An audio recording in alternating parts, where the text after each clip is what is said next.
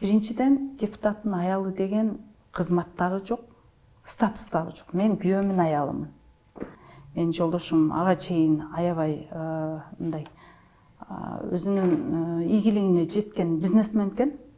5 баламны көтөргөнчө эле ошолорду дегдеңдетип, багы жетилеп алып эле ишкердикти жасап жүрдүм.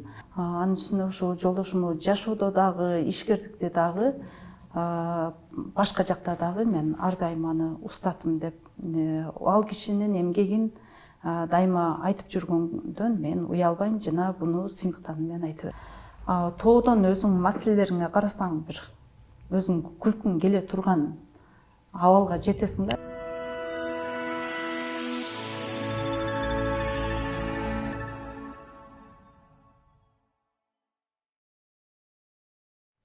Саламатсыздарбы, Борбордук телеканалдын көрүүчүлөрү? Биз ийгиликтүү адамдар менен маек куруп, алардын ийгиликке жеткен жолдорун баяндап берүүнү улантабыз. Бул жолу бизде конокто Байэлим компаниясынын негиздөөчүсү, директору, ишкер айым Рыскүл Акимжанова эжебиз болмокчу. Саламатсызбы дагы бир жолу? Саламатсыздарбы. Алтын убактыңызды бөлүп, бизге маекке макул болгонуңузга терең ыраазычылык билдиребиз. Алгач эле сурообузду узатып баштайлы анда. Биз сизди мындай өтө энергиялуу айым катары билебиз да. Бир жагынан энесиз, бир жагынан ишкер айымсыз, бир жагынан ошол эле учурда жубайсыз. Энергияны каяктан аласыз? Негизи бул ишкер айымдарды бир аз коомдон өзгөчөрөөк караганды мен мындай не приветствую дейт го, жанагы мындай колдобойм да. Анткени биздин коомдогу азыркы убакыттагы кандай гана иште болбосун, бардык айымдардын кылганы, жашаган жашоосу, коомго, өзүнүн үй бүлөсүнө болгон мамилеси бирдей эле да. Ошол эле мамлекеттик кызматта иштеген айымдар, ошол эле базарда отурган айымдар, же ишкерлик кылган айымдар, же ошол эле талаада дыйканчылык кылган айымдар деле бардыгы бирдей жүк көтөрөт. Бул эртең менен балдар менен кошо өзүнүн ишине кетет, балдарын мектепке таштайт, андан кийин өзүнүн ишин коомго, өзүнүн ишине, ишкерликке, мамлекеттик кызматка салымын кошуп, кайтара эле ошо 6-7-де үйгө келет. Анан ошо бардык эле айымдар тамагын жасайт, кечиндеси, үйдүн кызматын кылат, кир жууйт, балдарын окутат, күйөөсүн карайт, күйөөсү аз келгенсип кайын журтун кошо карайт, той ашка барганга үлгүрөт. Ошол эле убакытта өзүн дагы тыкан алып жүрөт. Ошол эле убакытта өзү дагы иштейт. Мисалы, башка мамлекеттин кээ бир мамлекеттерди ала турган болсок, ошол аялдар мисалы үйдө иштебей, үйдө отурганды көбүрөөк колдошот да. Биздин айымдар мына 30 жылдан бери эле ишкердик менен алектенишип, үй бүлөнүн, жолдошунун жүгүн кошо көтөрүп жүрөт да. Анан бирөө ушул айымдардын ушундай ишин бирөөнүкү жакшыраак жасайт, бириники жаманыраак жасайт, бирөө жетишет, бирөө жетишпейт дегенден мен алысыраакмын. Бирок ошол эле убакта мен өзүм ала турган болсом, мен кичинекей менен көп балалуу үй бүлөдө чоңойдум. Бул бала багуу, үйдүн ишин кылуу ал эле эмес, ошо өтө шарты катаал деген алайкудан болом да. Ал ошол шартта малды кароо, анан биздин убакта жанагындай ар бир үйгө суу келген эмес болчу. Алыстан суу ташып келе, ал суу ташуу иши ушундай түйшүктү көтөрүп, ушул түйшүктү жасап көнүп калгам да, негизичи. Анан кандайдыр бир иш болсо, ал оор экен же жеңил экен деген андай менде салмак жок да. Баарын эле жасай берем. Жашоодо деле ошондой. 5 балам бар. 5 баламны көтөргөнчө эле ошолорду дегдеңдетип, багы жетилеп алып эле ишкердикти жасап жүрдүм. азыр мен эгерде аркамы карап ошол биринчи экинчи балдарымы көтөрүп алып 5ке бөлөп алып ошо ишкердикти жасаганымы азыр мындай башка адам деп элестетсем аябай боорумуруйт да. Ошол айымгач кантип ушунун баарын кылып жүрдү деген сыяктуучу. Бирок ошол эле убакта бунун баардыгы бул менин ишим, менин жүгүм, бул менин үй бүлөм, мен кыла турган нерсе. Ошол эле убакытта балдарга болгон мамиле, ишкерликке болгон мамиле, коомго болгон мамиле, жолдошуңа болгон мамиле бул меники. Баары бир мен жасашым керек. Ошондуктан эч кандай кыйынчылык көрбөй эле, аны оор жеңилдебей эле ошонун баарын жасап келе жатам.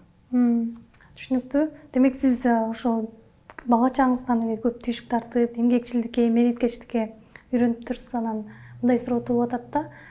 Балким сизге ишкерликке келгениңизге өзүңүздүн ата энеңиз эле түрткү болгондур, таасир бергендир. Эмне болуп келип калдыңыз эле?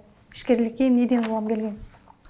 Негизи менин ата энем менин кандайдыр бир чыгармачылыкка, ойлоп табууга болгон жөндөмүмө байкаса керек. Ошондуктан мен кичинекейимден эле сүрөт тартчумун. Анан үйдөн ар нерселерди тиге берчүмүн. Анан ошону көрүп, анын үстүндө 90-жылдары Просто Мария деген сериал Бразилиянын же 90-жылдары Мексиканын Просто Мария деген сериалы аябай популярдуу болгон. Анан ошону дагы караштуу иши менин ата энем модельер-конструктор кесибине тапшыртышкан. Ошол убакта 5 жыл окудум. 5 жылдын ичинде мен баягы өтүктү гана тикпейт элем да, бут кийимди гана тикпейт элем, калган нерсенин баарын тигет элем. Бирок университетти бүткөндөн кийин 1 жыл университетте калып иштедим. Анан 1 жылдан кийин турмушка чыктым. Менин жолдошум ага чейин аябай мындай өзүнүн ийгилигине жеткен бизнесмен экен.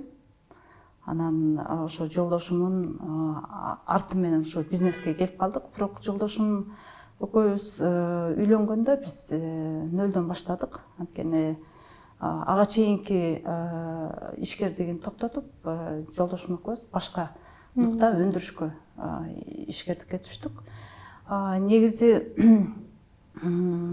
ушул Бай Элим компаниясын 2002 жылы түптөдүк. 2008 жылга чейин ЧП Акимжанова деп ошо частный предпринимательство менен иштедик. 2008 жылы ОСО Бай Элим деп каттатып, ошондон бери азыркыга чейин ОСО Бай Элим компанияда болуп иштеп келе жатабыз. Мына быйыл 22 жыл болду ошо компаниянын тарыхында. Ишкердикке келип калганыма, ишкердик кылып жүргөнүмө жана анын улантып атканына, жана ошол компаниянын ушул деңгээлине жетишине жолдошумдун салымы абдан чоң деп айтат элем. Анын үстүнө ошол жолдошуму жашоодо дагы, ишкердикте дагы, башка жакта дагы мен ар дайым аны устатым деп, ал кишинин эмгегин дайыма айтып жүргөндөн мен уялбайм жана буну сыймыктанып мен айта берем.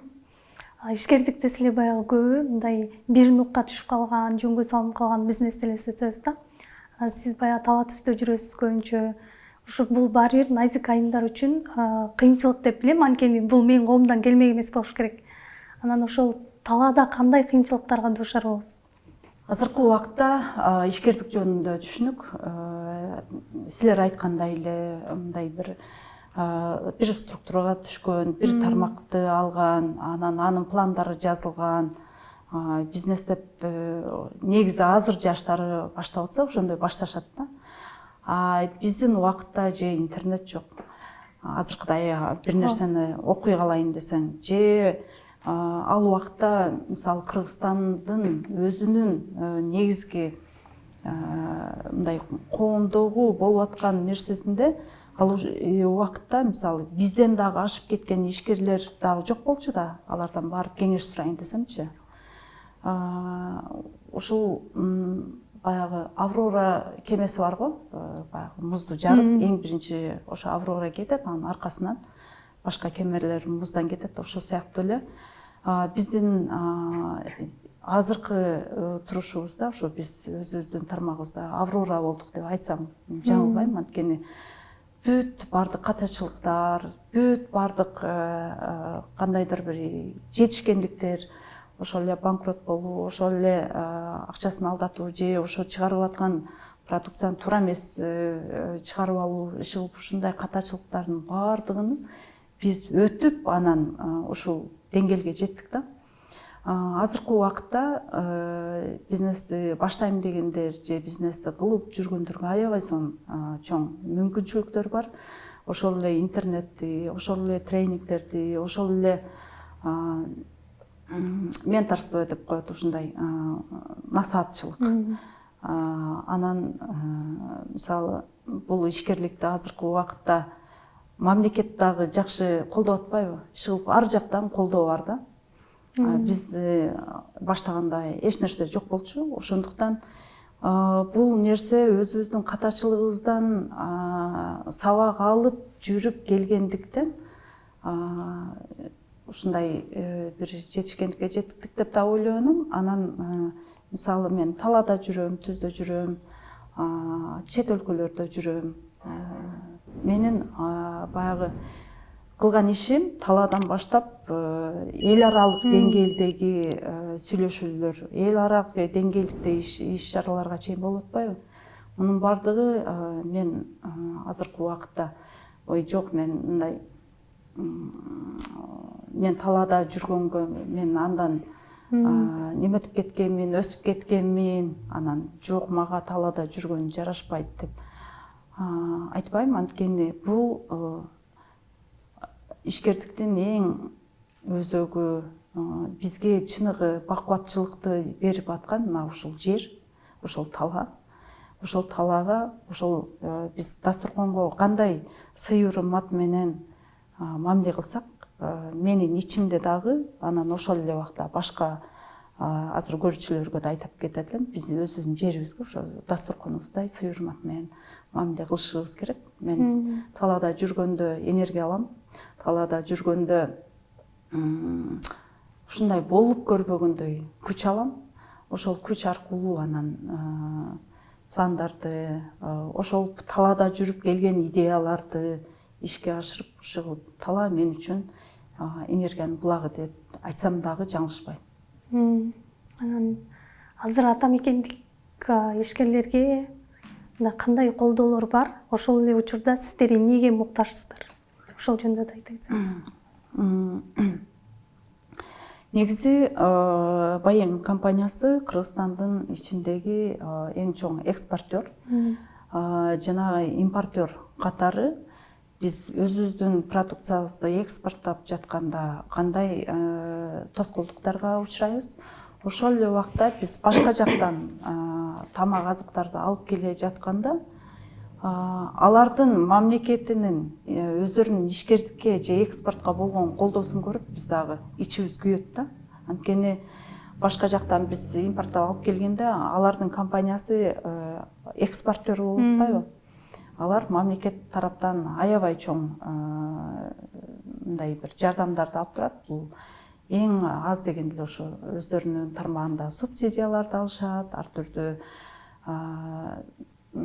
налогдон бошотулган же кандайдыр бир ошол тармакка бөлүнгөн акча аркылуу, каражат аркылуу, кандайдыр бир лизингдер аркылуу өздөрүнүн өнүгүүсүнө салым кошо алат да. Ошол эле убакта акыркы убакта биздин мамлекет тарабынан дагы ошо айыл чарбага көптөгөн мындай программалар түзүлүп келе жатат. Ошол акыркысын эле алсам, мисалы кластер боюнча жеңилдетилген кредиттер, айыл чарба техникаларына бөлүнгөн лизингдер, жанагы тамчылатып сугаруу боюнча азыр лизингдер иштеп атат. Эгерде ушунун баардыгын туура колдоно алсак, биз дагы кандайдыр бир жакшы жетишкендикке жетебиз. Ошол эле убакта мурда мисалы жок болчу, азыр Кыргыз экспорт деген агентство түзүлүп, ошо экспортерлордун бардыгын башка рыноктарга чыгаруу аракеттери жүрүп атат. Андан сырткары муктаждыктарды айтып кете турган болсок, айыл чарба гана эмес, бардык тармакта ушу тармактык программалар иштелип чыгып, ошо тармактык каражат алуу, финансовый доступ к финансам деп коет. Ошол эле убакытта билим, илим тармагын өнүктүрүү, ишкерлерге жардам берүү ар тараптан, эл аралык стандарттарды Кыргызстанга алып келип, аларды бардык тармакка киргизүү, экспортко чыгуу платформаларын жакшылап иштетүү жана эл аралык мамилелерди, ошол именно рыноктук мамилелерди түзүү, алардын рыногуна кирүүгө кандайдыр бир жеңилдик алуу сыяктуу мындай бир бизге мамлекет тараптан жардам керек бизге. Анда ошол сиз жогоруда айтып кеткен эл аралык стандарттарга жооп бериш үчүн бизге эмнелер керек? Негизи эл аралык стандарттарга жооп бериш үчүн бул дүйнөлүк көптөгөн стандарттар бар. Ошол стандарттарды коюу агентствосын ачабы, иши кылып, мамлекет ушул эл аралык стандарттарды киргизүү жана аларды эксперттерди даярдоо, ошол эле убакта каржылык тарабынан дагы ишкерлерге жөлөк керек. Анткени эл аралык стандарттардан өтүш абдан кыйын. Бул бекеринен эл аралык деп аталбайт да. Биз ошол мисалы стандарттарды койгондо ошонун бардыгын даярдап келип, анан ошо эл аралык стандарт бере турган компанияларга кайрылабыз да. Анан алар келип, ошол биздин ошо даярдыгыбызды көрүп, ошол стандарттарга туура келеби, келбейби, ошол жагын бүт аудит кылып туруп, анан ошол сертификатты берет да. Бул айыл чарбасында эмес, бардык тармакта өзүнүн ошондой эл аралык стандарттары бар. Анда ишкерликтен бир аз алыстап, сиздин Facebook баракчаңызга токтолгум келип турат. Анткени аябай кызыктуу посттор жазасыз дайыма. Ушул мындай сырттан караган адамга мындай сезилет да. Сиз депутаттын жубайы экениңизге карабай, мындай коомдо актуалдуу болуп жаткан маселелерге дайыма позицияңызды, жарандык позицияңызды ачык айтасыз да. Бул ошол эле учурда жолдошуңузга же ишкер катары сизге мындай терс таасирин тийгизип калбайбы? Негизи көп, аябай көп ушул суроону беришет да. Бирок ошол эле убакытта биз бир нерсени эске алганды үйрөнүшүбүз керек. Биринчиден, депутаттын аялы деген кызмат дагы жок, статус дагы жок. Мен күйөөмүн аялымын. Күйөөм кандай жумушта болсо дагы мен ошол ал кишинин кызматына күйөө чыккан эмесмин да, ошол кишинин өзүнүн аялымын. Бул биринчиден. Экинчиден, ишкерлик боло турган болсо, бул мен ишкер катары ишимди жасап атам. Facebook'та мен ишим жөнүндө өзүм ишимди мынтип реклама кылбастан, жаран, ар бир жаран катары, мисалы сиз, оператор бала же ошо передачаны көрүп отурган көрүүчү чыгып, жаран катары мен өзүмүн баракчама, бирөөнүкүн эмес, өзүмүн баракчама, өзүм эмнени ойлосом, ошону жазганга укугум бар. Мен ошол укугумдан пайдаланып, өзүмө мээм жеткен нерсени жазып атам. Калгандар кандай кабыл алат? Эми алардын кабыл алуу жөндөмү жана алардын кабыл алуусундагы өздөрүнүн бир ар түрдүү шаблонуна киргизип анан кабыл алып атат да. Мен ал жерде жаран катары ар түрдүү көйгөйлөрдү көтөрө берем. Бирок ошол эле убакытта бул нерсени жолдошу көтөрүш керек же башка бирөө көтөрүш керек. ал көтөрүш керек, бул көтөрүш керек, бул антип сүйлөш керек, бул мынтип сүйлөш керек, бул антип сүйлөбөш керек болчу, бул сөздү башка бирөөлөр айтыш керек болчу деген нерсенин өзү бул ар түрдүү биздин өзүбүздүн мээбиздеги шаблон. Анан ошол шаблондорду ар кимге кийгизип атабыз да. Негизинен мындай шаблондордун бардыгын алып ташташ керек. Канчалык ушундай рамкалар, шаблондорду кийген сайын ошончолук дүйнө таанымыбыз ошондой ар түрдүү рамканын ичинде гана көрө турган болуп калабыз. Түшүнүктүү. Анан буга чейин баягы тоого чыгып жүрөбүз, бир нече чокуларды багындырып келдиңиз. Анан баягы тоого чыккандар тоо адамды тарбиялайт деп да айтып жүрүшөт да. Сизди тоо эмнеге тарбиялады? Балким тобокелчиликке барууга жана башка. Деги эле тоого чыккан бул адамга эмне берет? Мен кече эле тоодон келдим. Анан тоого чыгып бара жатып, ошол жерде Белоруссиядан келген гидтер менен чогуу сүйлөшүп калдык. Алар дагы мени таанып, анан ошол жерде сүйлөшүп, бир кыйла сүйлөшүп, анан алар айтып атышат да. Силерге аябай вам повезло дейт да. Анткени тоолордун арасында жашайсыңар дейт. Жарым саат жүрсөңөр тоого чыгасыңар дейт. Бизде Белоруссияда негизинен бардык эле жагында тоо жок дейт да. Анан тоого чыгыш үчүн биз ушинтип башка мамлекеттерге келип, анан өзүбүздүн ошол тоого чыккан эңсебизди аткарып атабыз дейт да. Ошол эле убакытта мисалы биздин кошуна мамлекеттерди ала турган болсок, аларда да кандай роскош жок да. Анан биз тоолордо өзүбүз жашаган үчүн ошол тоо кара үйдөн чыксаң эле сөзсүз бир тоонун башын көргөнүбүз үчүн биз муну элесе албай жашайбыз да. Ошон үчүн бизде кыргыз гидтер жок, кыргыз альпинисттер жок деген сыяктуу акыркы убакта пайда болуп келатат. Мага келе турган болсок, мен өзү тоодо өскөн кызмын. Жайлоодо ошо кой кайтарып жүргөндө аябай тоонун ушунчалык бийик жайлоосуна чыгат элек. Ошо жөн эле мындай кой кайтарганда ошо башка тоолордун горизонттору көрүнчү да магачы. Тоонун үстүнө чыгып, башка тоолордун горизонтун көргөн бул абдан кооз нерсе да. Биз ошол кооздукту көргөнгө, ошол коозго жеткенге аракет кылышыбыз керек. Мен бул кооздук бала кезимден каныма сиңип калган үчүн баягы утур эле баягы кооз нерсени, жан дүйнөнүн рахатын көрүш үчүн бир жактарга барып же бир нерсени кыла беребиз го. Тоо да мен үчүн ошондой. Бирок чын-чынына келгенде тоого чыккан адамдын жашоосу өзгөрөт. Негизинен. Анткени тоого чыкканда жашоого башкача көз караш менен карап каласың.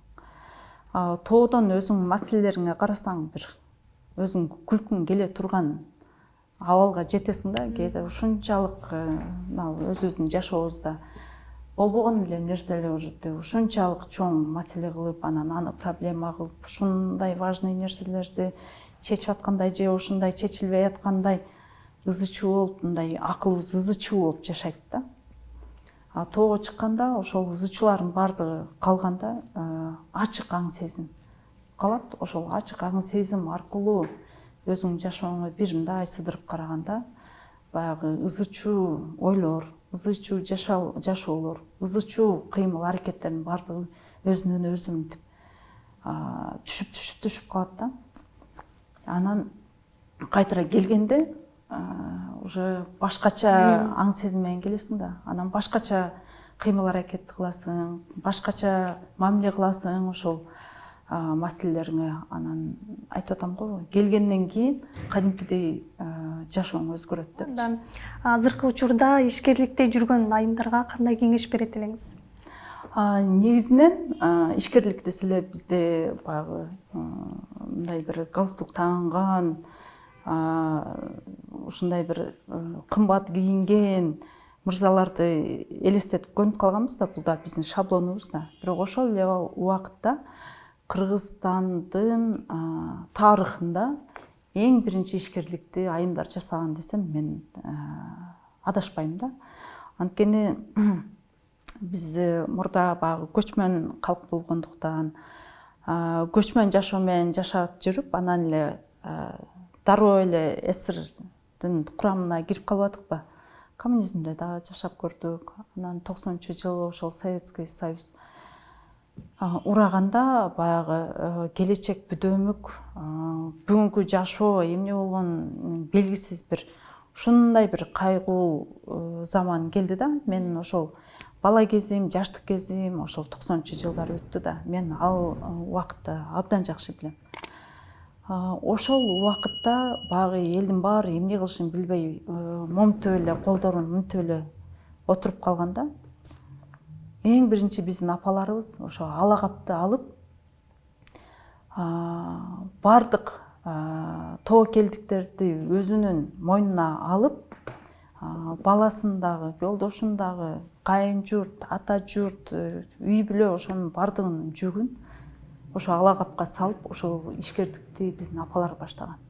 Мен дайыма айтам, ошолорго керек болсо аянтта эстелик куруш керек депчи. Ишкердиктин башаты биздин апалар.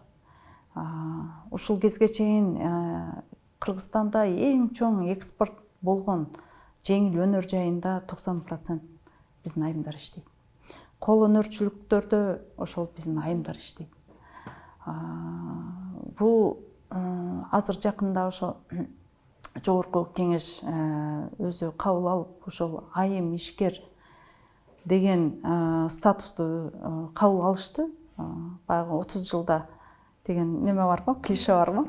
Ошондойду ала турган болсок, бул 34 жылдын ичинде биринчи жолу ушул статусту берилип атат да. Бул абдан жакшы көрүнүш. Ошол эле убакытта мындан 3 жыл мурун мен курбу кызым экөөбүз Женская аграрная федерация деп агрардык сектордо жүргөн айымдардын бардыгынын башын кошуп бир уюм түзгөнбүз. Ошол уюмдун алкагында аябай чоң, аябай жакшы иштерди жасадык. Бирок ошол эле убакытта бизге ошол агро тарабында эмес, башка ишкер айымдар абдан көп кайрылгандыктан биз азыркы убакытта, мына былтыртан бери айым ишкерлердин борбору деген уюм түзүп, ошол уюм аркылуу, ошол борбор аркылуу азыркы убакытта абдан жакшы программаларды иштеп чыктык. Бул ошол эле ишкер айымдарга эң биринчи билим берүү, анан каржы институттарына ошол каржы алуу, ошол каржы алуусундагы жанагы сопровождение деп коет, доступ к финансам и сопровождение деп. Ошол каржы алуусундагы аларды ар тараптан колдоо, ошол эле убакытта аларды жөн эле ошол бойдон таштап койбостон, алардын чыгарган продукциясын сыртка сатуу платформалары жана алардын ошол көндүмдөрүн үйрөтүү боюнча дагы көптөгөн иштерди жүргүзүп атабыз. Ошол эле учурда Кыргызстандын экономика министрлигинин алдында ошол ишкер айымдарды колдоо тармагы бар. Ошол тармакта мен министрдин кеңешчиси катары бул мамлекеттик тараптан дагы абдан чоң программаларды иштеп чыгып, жана ушул программаларды биз аркылуу жана башка уюмдар аркылуу таратуу, аларды аткаруу иштерин кылып келе жатабыз. Азыркы убакытта региондордо ар түрдүү окутуу борборлорун ачып, ошол биз ошо Бишкекте ушул кезге чейин кылган окутуу иштерин региондорго жайылтуу үстүндө иштеп жатабыз. Бул абдан чоң, ушул 3-4 жылдык чоң эмгек болду. Буюрса азыркы убакытта мындай чоң иш-чараларды өткөрүп,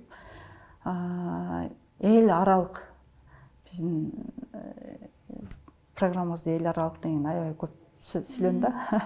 Эл аралык деңгээлге чейин жеттик. Ушул биздин Центр диалоговых женщин же ишкер айылдардын борбору азыркы убакта Тажикстан, Өзбекстан, Казакстан 4 мамлекеттин алкагында иш алып барып атабыз. Ал жактан дагы көп ийгиликтер бар. Бунун бардыгы ушу ишкер айымдарды колдоо, алардын ар тараптан коргоо жана аларга ар тараптуу жардам берүү. Ушул платформабызды ачтык. Буюрса бардыгы алдыга жылып аябай жакшы иш көрсөтүп атабыз.